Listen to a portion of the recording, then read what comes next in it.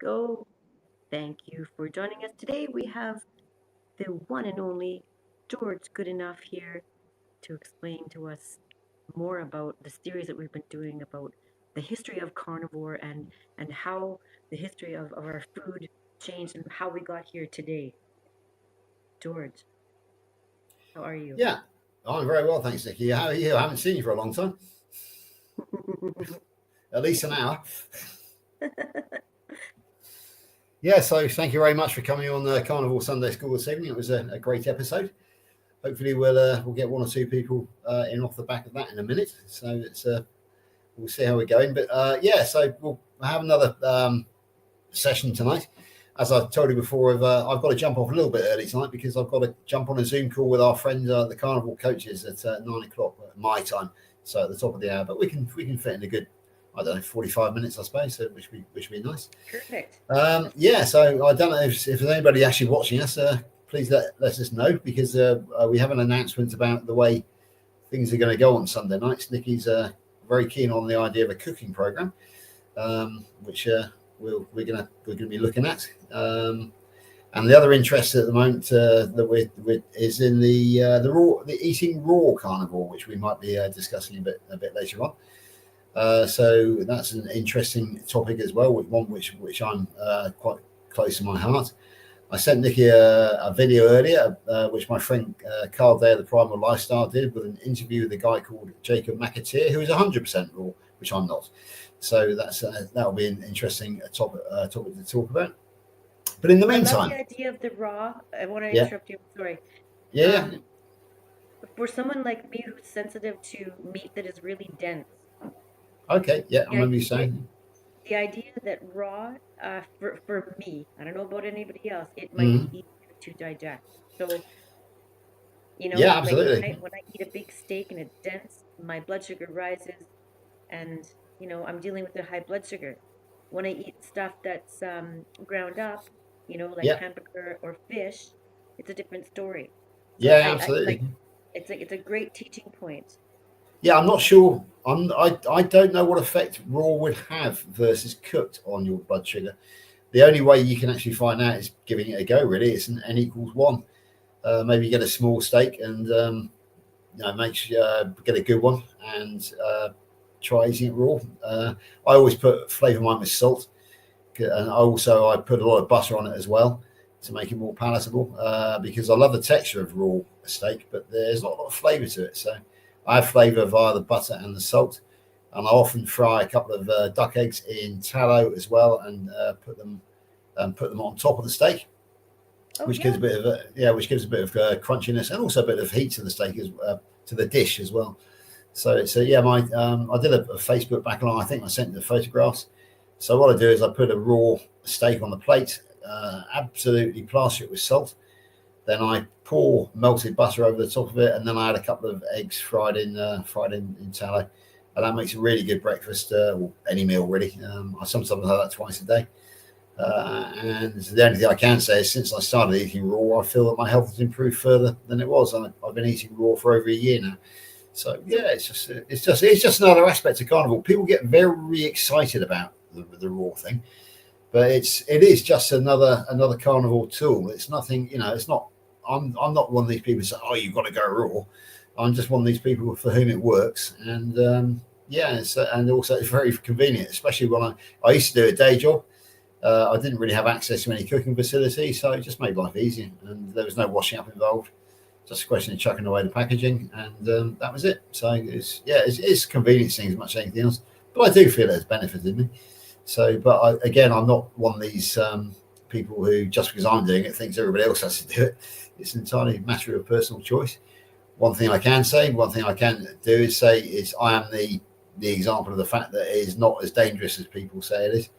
Otherwise, I would have been ill by now. Whereas, in fact, I feel that my gastrointestinal health has improved on raw. So maybe it is easier to digest. I think that's entirely possible. Yeah, because one thing I've noticed that when I used to eat the ground beef with the rendered fat, I used to I didn't really have any problems in the bathroom department, but it meant I had to I had to get there in a hurry sometimes, if you know what I mean. because things are a bit watery because of the rendered fat. Whereas I do not have that issue with the solid fat that you eat when it's raw. So maybe That maybe makes there a is lot of something to it. sense. Yeah. So it's So, just yeah, George yeah brings up a really good point. It's like, so if you're having trouble, like if you're having loose stools, try a cold fat. And yeah that's happens with me too. exactly You switch it to a cold fat, you might not have any problem with the loose stools anymore. The fat just, yeah. when it's rendered, like warm, it might be giving you the runs. It certainly did me. And not exactly. There wasn't a problem as such. It just was, meant that it happened every now and again. But anyway, it's not a problem. But so anyway, let's talk about what were the carnivore historian in me rather than Great. the raw the meat eater. Okay, so as I think I promised last week, what I'd like to do this week is focus on one of the villains, a really strange character. The more I discover about him, the stranger and the darker I've actually found that he is. I've done several hours of research today about John Harvey Kellogg of Kellogg's Cornflakes fame, and I have discovered a very disturbing side to his character, which never ever gets flagged up. But we'll come to that later. But in the meantime, well, I'm just going to do a deep dive into his actual life, and so we get to know the man a bit better. So I've been doing a lot of research today, and I'll be reading a lot, I'm afraid, because I don't know off the top of my head. But anyway, John Harvey Kellogg, he was born on the 26th of February 1852. He was born in Tyrone Township, Michigan, in the United States. I am a Brit, so I'm not particularly familiar with the geography of the United States, but that's going to mean hopefully a lot more to some people who will be watching this or viewing this now than it does to me. He died on the 14th of December in 1943, and he was aged 91 years when he died. He died at Battle Creek, which is where he set up his sanitarium in Michigan, again in Michigan in the United States. Now, he had children. One thing I can't get clear yet, and I'm sure somebody else out there will know, is whether they were adopted or whether they were his biological children. Because he was married, but it's not clear as to whether they actually had any children themselves. I have found one quote which suggested that they were all adopted, so maybe that was the case. But he had John William Kellogg, Eveline Maud Kellogg, Agnes Grace Kellogg, Elizabeth Ella Kellogg, Harriet Eleanor Kellogg, Paul Alfred Kellogg, Newell Carey Kellogg, and Robert Moffat Kellogg. So maybe they were all adopted. Maybe some of them a mixture of both. I just don't know. But he was married to Ella Eaton Kellogg. So even though he was anti the physical act of the marital bed, shall we say, he was in fact married, and he had two siblings. Clara Butler was his sister, and William Keith Kellogg was the most important brother because he plays a big part in the Kellogg story. So really the two Kelloggs who were most influential were John Harvey Kellogg and William Keith Kellogg. They were born to the parents John Preston Kellogg and Anne Janet Stanley Kellogg. So that's a bit of family history about John Harvey Kellogg. So at the age of 12, as a very, very young boy, James White, who was the founder of the Seventh-day, or the principal founder of the Seventh-day Adventist Church, basically took the 12-year-old boy under his wing. Now, James White was married to Ellen Gould White, who was the, if you like, the high priestess of the Seventh-day Adventist Church, the prophetess who had visitations from God, and actually went into sort of trances on stage when she was being visited. And as we know, she was told that eating meat was a sin because it created lust in men and created some very bad personal habits. So she was a fervent vegetarian. Now, what James White invited John Harvey Kellogg to do was to become a typesetter in the printing industry, because James White was the publisher of a monthly magazine called The Health Reformer, which was part of the Seventh-day Adventist Church movement. So, not surprisingly, a very impressionable young John Harvey Kellogg was a typesetter for this. Therefore, he became very much under the influence of both James White and his wife Ellen Gould White, they were pretty much the founders of the Seventh-day Adventist Church. In 1872, so he would have been 20, the church sent him to study at the Hygiotherapeutic College in New Jersey. However, he wasn't happy there, and after 5 months, the young Kellogg decided that he wanted a more conventional route into medicine. So he left and first went to the Michigan Medical School, but then eventually moved on to the Bellevue Hospital Medical College in New York. The Bellevue Medical College is famous for hosting the Stephenson and Anderson year-long meat-eating project in 1928. So that's if anybody's familiar with thinks they recognise the Bellevue Medical School, it's probably because of that reason. Quite a famous study in our space. Once he finished his medical college, he got his MD from Bellevue in 1875, and he went on to study surgery in London and in Vienna. He, over the course of his lifetime, he performed 22,000 operations, and that career as a surgeon lasted up until the age of 88.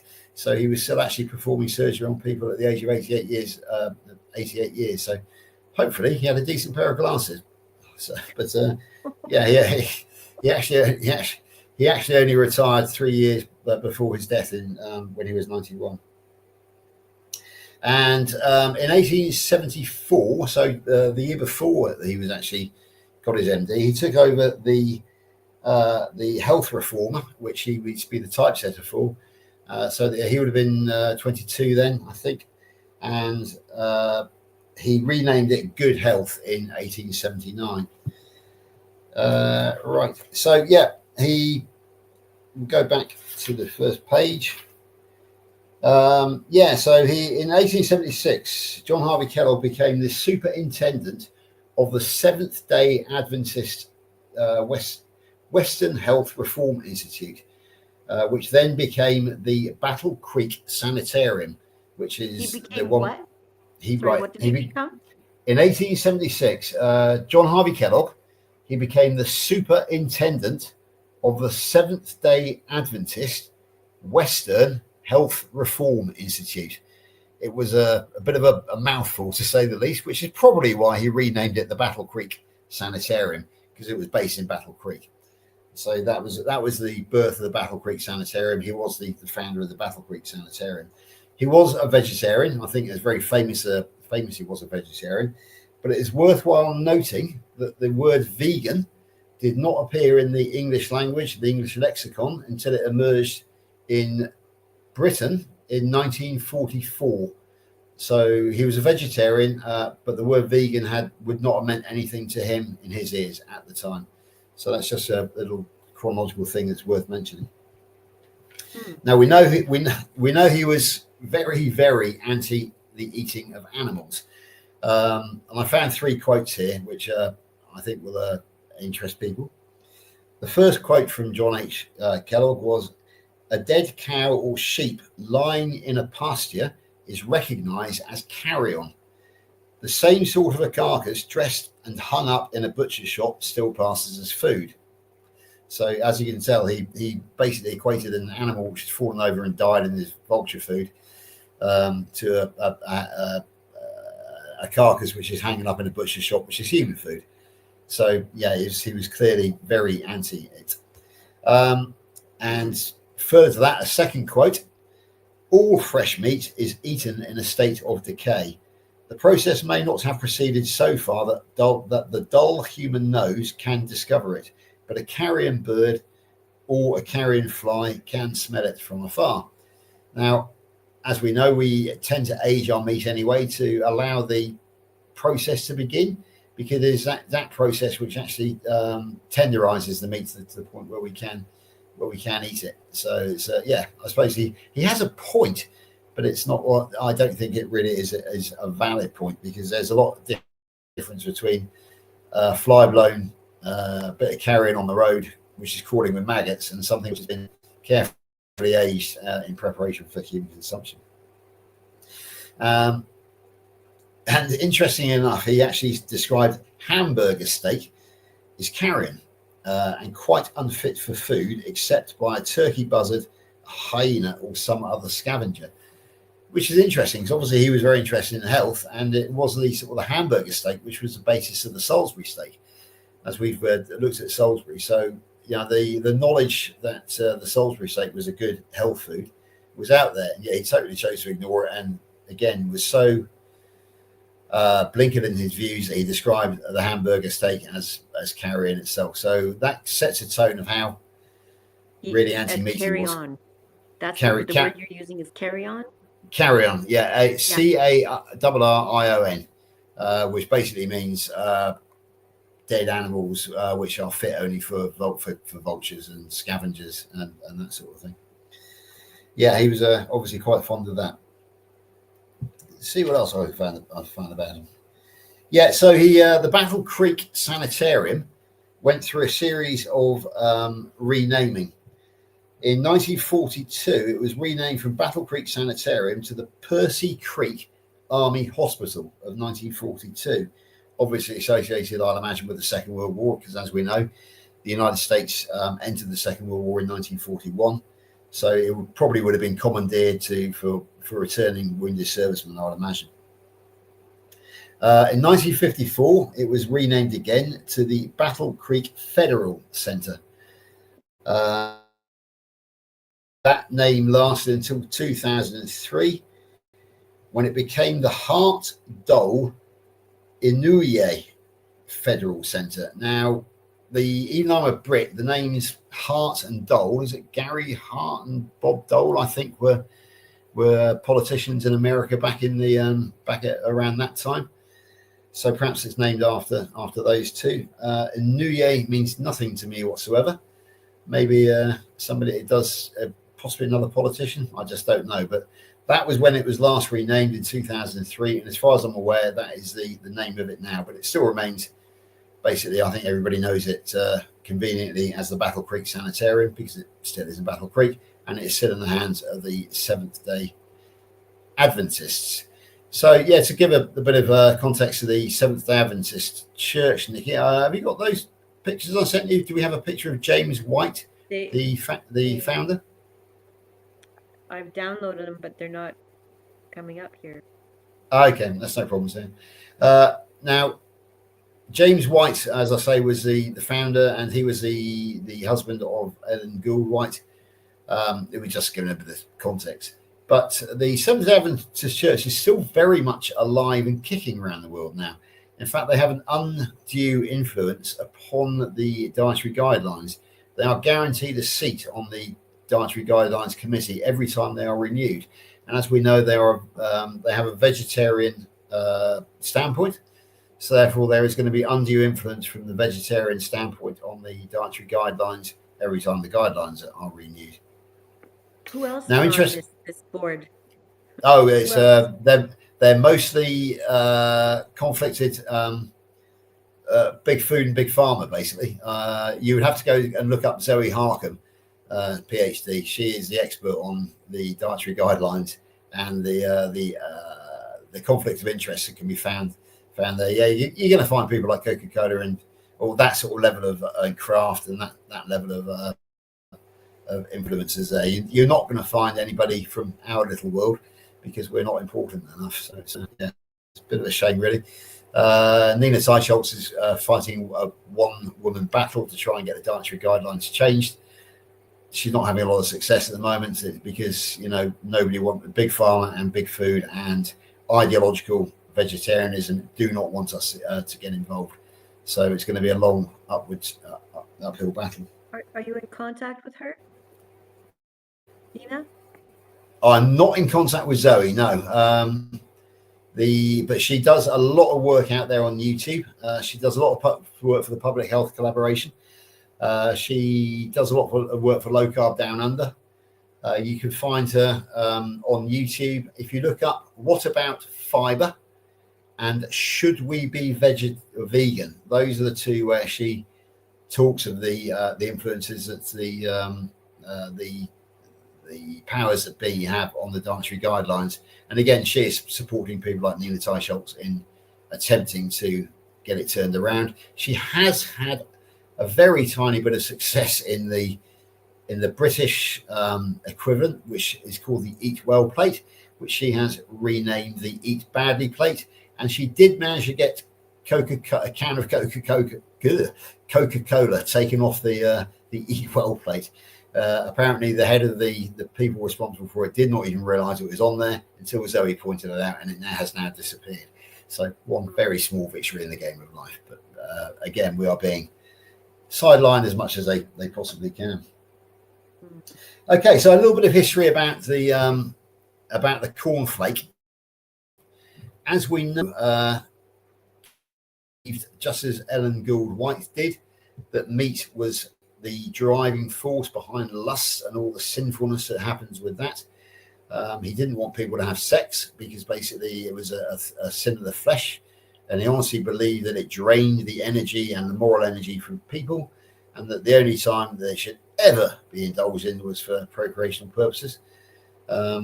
So yeah, he was fairly fanatical about these things as well, but apparently he has some very strange habits himself, which involved powerful enemas and that sort of thing. Now, there is a great film out there which I watched this week. It's called The Road to Wellville. I found it on Amazon Prime because we have Amazon Prime in this household. Lainey is in charge of that sort of thing, but we're able to watch it, and it is a great satire. It was made in 1995, so the film is actually 30 years old already, but it basically shows the workings of Battle Creek Sanitarium, and probably maybe overemphasizes the very strange practices that went on there, which were it was kind of portrayed as a place of fanaticism, if you like, leading to some dodgy goings on amongst the patients and the nurses. Possibly out of the implication was it was a place of frustration. So, but it's a hilarious film, and also it does touch on the history of the cornflake as well, which we're going to move on to here. I think there was a fictitious character called George Kellogg, one of his adopted sons, who I think he was fictitious, who played a major role in it, because a lot of people, when the cornflake came out, tried to jump on the success of the cornflake, and there were several rival companies set up, and this was a fictitious company called Perfo, which was under the Kellogg name because of this fictitious son George Kellogg. But it was probably a true to life story, not necessarily exact 100% historically correct. But it's very, very funny, well worth going to go and see if you can possibly find it. As I said, it's free on not free on Amazon Prime, but if you have Amazon Prime, it's available. It is on YouTube, but you have to it is on YouTube, but you have to buy it or rent it. It's not expensive, but but you do have to buy it. You do have to buy it or rent it, but it's only a few bucks for rental, and maybe a little bit more to buy it. Oh, that's no problem. Yeah. So again, the history of the cornflake, we know why it was invented. So I'm told that in 1898, John Harvey Kellogg and his brother William Keith Kellogg founded the Battle Creek Sanitarium Health Food Company. And this was to handle the production of cornflakes and other foods. Now, so 8 years later, in 1906, there was a sibling rivalry, which ended up in a dispute, and William Keith Kellogg split from John Harvey Kellogg and formed his own company. Now, this was the Battle Creek Toasted Cornflake Company. Now, so when we actually see the modern day Kellogg's, it was not John Harvey Kellogg's company. It was, in fact, his brother William Keith, who founded the Kellogg company that we know and love today. Okay, so that's a common misconception, because I always assumed that it was John Harvey Kellogg who founded it, but it wasn't. It was his brother once he split away from John Harvey Kellogg. But John Harvey Kellogg did designed the cornflake himself, but his brother was responsible for marketing it. There was another interesting guy around at that time from the Battle Creek Sanitarium as well. He was a guy called C.W. Post, and he was born in 1854, and he died of suicide in 1914, so at the age of 60. But in 1895, he started the Postham Cereal Company Limited, which in 1922 became the General Foods Corporation, and that lasted until 1985. But since 1989, Crafts Foods Incorporated have been renovated. They have taken on the production of the products of the General Foods Corporation, the Postham Cereal Company, and that, interesting to me, includes bran flakes, grape nuts, and Bird's custard powder, all of which were familiar names to me when I was growing up. I had always assumed that bran flakes were part of the Kellogg empire. However, they weren't. They were actually the sort of the counterpoint to cornflakes invented by this chap, C.W. Post. So that was interesting little sideline to it. My research then took me down a very dark route, a really unexpected route about John Harvey Kellogg, very sinister.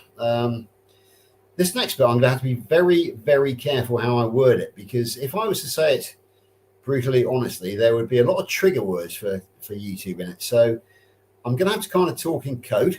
I'm going to have to imply things, but I think I can do it in such a way that you will know what I'm talking about.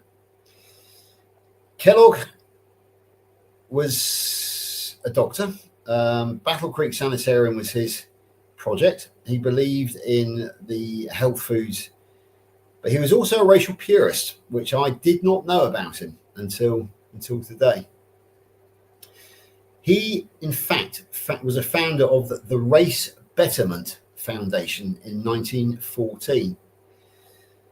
Already, you can tell that it's starting to sound a bit dodgy. And when I tell you that it was involved with eugenics, then eugenics, if it doesn't mean anything to it, will probably ring a bell with a lot of people. It's about selective breeding of the human race, which is a very dark and sinister subject.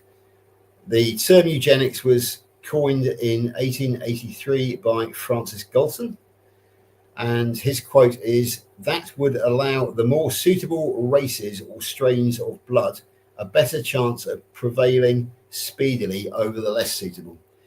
Already, I'm sure this is ringing a bell with people over a project which came a lot later, which we won't name. We won't name the country. We won't name the man. However, we can say that it was a European country, and the man came to power in that country in the 1930s, and he stayed in power in that country until 1945, when he took his own life. I think we can safely assume that our viewers are intelligent enough to know who we're talking about without me having to name the political movement or himself. Okay, so that's big. Now that to me is very, very interesting. So I kind of put two and two together, and I did wonder, because the man we're talking about spent the last 3 years of his life, from 1942 to 1945, as a very enthusiastic vegetarian. So he was a vegetarian, and he was a great believer in what the Race Betterment Foundation of 1914 stood for.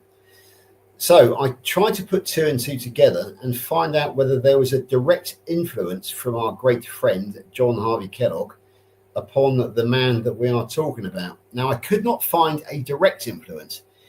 However, I could find one which was so strong that I think we can virtually guarantee that the influence was there. And that comes through a guy called Madison Grant. So Madison Grant was a contemporary of Kellogg. He was a prominent eugenics supporter. So he believed in the racial segregation theory as well. And in 1916, 2 years after the the Race Betterment Foundation was set up, he wrote a book which became very, very famous in its time, called The Passing of the Great Race, by, as I say, Madison Grant. Now, Madison Grant would later receive a personal letter from the man in Europe that we were talking about, who died in 1945. And the man in Europe described the book, The Passing of the Great Race, as his Bible.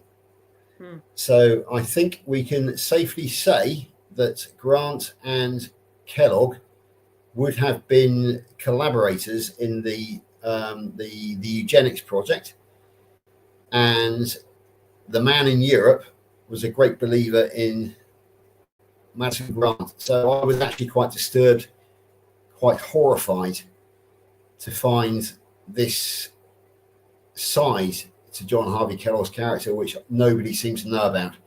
We like to ridicule the man, but however, he goes beyond ridicule. He was really beyond the pale.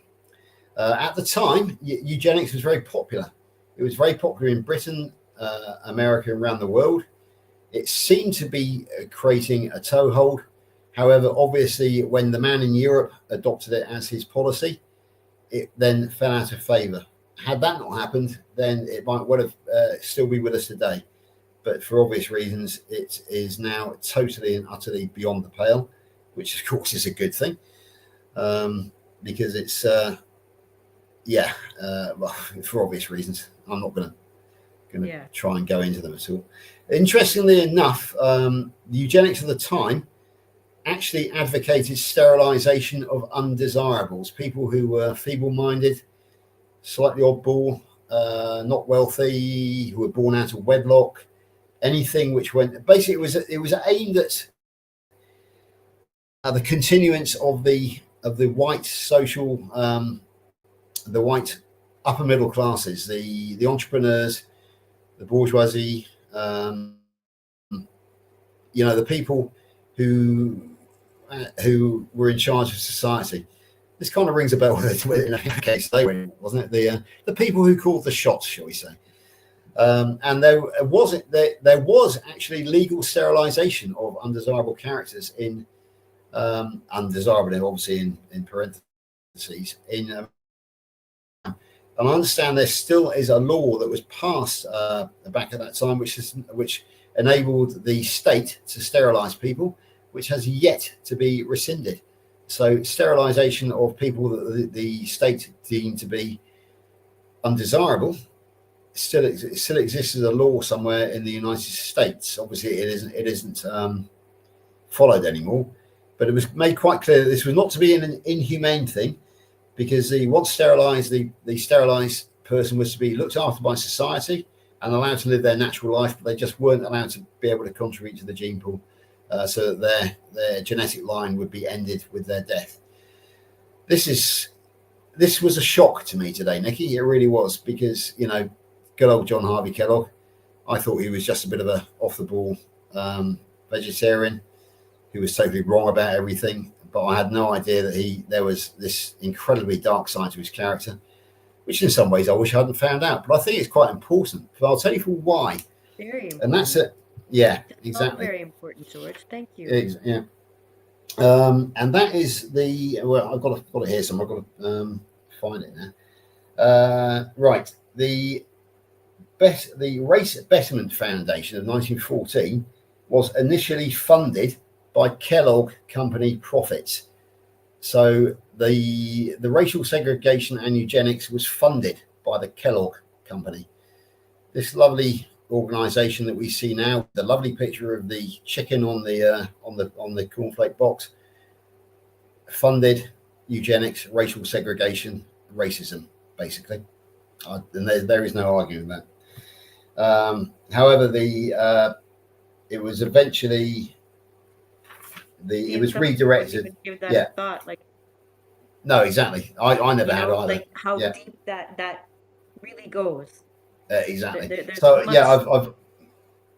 got the quote here. Kellogg Company profits were initially fed into the Race Betterment Foundation, but were later switched to the W.K. Kellogg Foundation. But initially, the Kellogg Company was overtly racist, as it supported the Race Betterment Foundation. So anybody who now goes and spends their money on a Kellogg product, think about what you're buying. Think about who you're giving your hard-earned cash to. I would never dream of buying another Kellogg. I used to be eating cornflakes. I used to love cornflakes. Pour milk in them, add extra sugar. Never again. For many different reasons now would I ever consider parting with my hard-earned penny or cent to the Kellogg's. I wonder where they first offered their product. Well, I think it was originally for the Battle Creek Sanitarium. Originally patients. There, okay. Yeah, that's where it started. Yeah, but there's one interesting footnote to this actually, and that's that you would have heard of. I think I can mention the word Nuremberg trials, when the associates of the man from Europe that we've been talking about, who died in 1945, were placed on trial. Now, I won't name him just in case it triggers anything, but the personal physician of the man that we've been talking about, who was also the head of his euthanasia program, was placed on trial in Nuremberg. And it was in actual fact, his defense lawyer used Madison Grant's words about eugenics in the defense of this man. The line of defense was that it wasn't the movement of which this man was part of who actually started the racial segregation movement, the eugenics movement. It was in fact started outside of the country that was most famous for it, including America, although Britain did have a role in it as well. And it was in fact Grant's book, which was I think, just remind myself, what was it called? The Passing of the Great Race. This book was quoted at the Nuremberg trials in defense of what these people did between the 1930s and 1945, when wow. So there you go. A very sinister side to John Harvey Kellogg that we didn't know about. I just think it's important. It's an important subcontext. Became a vegetarian. I just sometimes to myself whether he became a vegetarian partly because of the influence of JHK. I can never prove it, but it's circumstantial evidence, my lord, or your honour, which side of the pond that you are upon. Anyway, so we're not doing too bad. That's coming out to 40 minutes. As you know, we have in fact, you have as well if you want to join it. We have a coaching Zoom call. Yeah, we have a coaching Zoom call coming up at the top of the hour. My voice is taking a bit of a battering tonight. I don't think I've really got anything that I want to add this evening. We might take a slightly different route next week if we look at the cooking route. Actually, I'll tell you what I could do, and that's myself and Lainey are going fungus hunting this week. So what I could do is put up some, if we find any, put up some photographic examples of edible and non-edible fungus. That would kind of give us a bit of a lead into the cooking program, wouldn't it? So we might do that. However, on Facebook, I know you're not on Facebook, but recently one of our carnivore allies has put up the history of the demonization of meat. And my great friend and great ally, Lynn Tucker, pointed out the fact that J.D. Rockefeller wasn't mentioned, and he requires attention as well.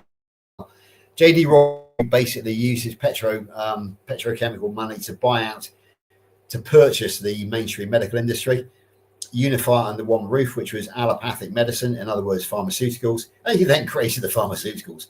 Nice, very clever marketing by the company, and then produce the product.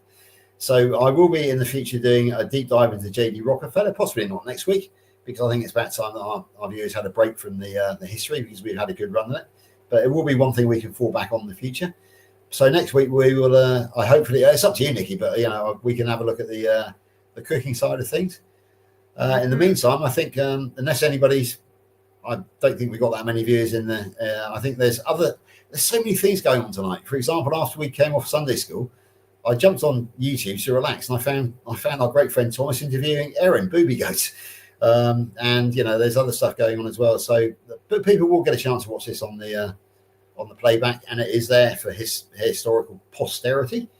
I hope that some people, it's been documented, so that's good. I hope that some people might be able to study for themselves, enlighten me in comments, maybe clarify a few points, because you've got to remember that I'm still the apprentice carnival historian, and what I'm doing is every time that I think I know something else pops up, another name pops up, and I've got to spend time a deep dive into that. For example, C.W. Post appeared tonight. Never heard of him. And of course, Madison, whatever his name was it Grant? Yeah, Madison Grant turned up tonight as well, which took me completely by surprise. But it's important research, and I guess I'm the one who's doing it out there, and you're the one who's given me the platform to talk about it. Just because very few people are listening tonight doesn't mean that it's not out there for people to refer to and come back to. And I will be. I can assure you that I will be developing this myself. I can tell you that on the 28th of October this year, Tuesday 28th of October, I'm on the Tuesday night Zoom call, the new Tuesday night Zoom call with the KMT, the one that you've got to pay $10 a month for, with Dr. Nelson, and he has asked me to produce a specialist subject. And it will be a history subject. It might well be what we talked about tonight. Entirely possible, but I think you'll be on KMT then teaching it. Is that what I'm hearing? Yeah, that's just for one lesson. One lesson that night. I think we might go down a slightly happier route than the one we just talked about tonight, because I only get one bite of the cherry. So I think we're probably going to go down a couple of heroes versus villains on that night. But I think William Banting is going to be one, my great hero myself, because he was such an enthusiastic low carber who was also an alcoholic virtually, but he had massive success. He's a man after my own heart. And of course, we've already looked at another couple of heroes who do need a bit of attention as well. Inspiration. Thank you so much. Yeah. So there we go. For me. Yeah, I think so. I think if I can excuse myself, Nikki, if we can wrap it on the head there, because it's 48 minutes. So it's 12 minutes to the hour. Both you and I have got to be at another place on the hour. So if it's okay with you, Nikki, I'm going to say goodnight to us and our viewers, and I'll see you in 12 minutes time on the Zoom call. Okay. See you in a bit, Nikki. Bye. Bye-bye. Bye.